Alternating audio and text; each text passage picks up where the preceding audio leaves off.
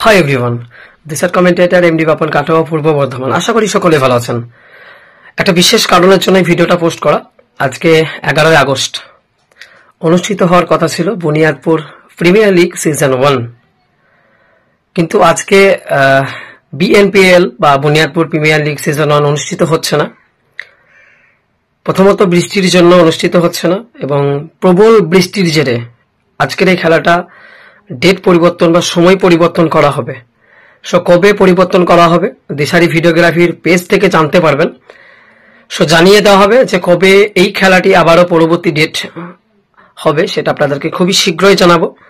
So দুঃখের সাথে বলি, আজকের বিএনপিএলটা ক্যান্সেল হয়েছে প্রবল বৃষ্টির জেরে, এবং নেক্সট বা পরবর্তী কখন খেলাটা হবে, কোন ডেটে খেলাটা হবে, সেটা আপনারা দিশারি ভিডিওগ্রাফির পেজ থেকে জানতে পারবেন, এবং আমার ব্যক্তিগত যে ফেসবুক অ্যাকাউন্ট থেকেও জানতে পারবেন, এমডি বাপন থেকে।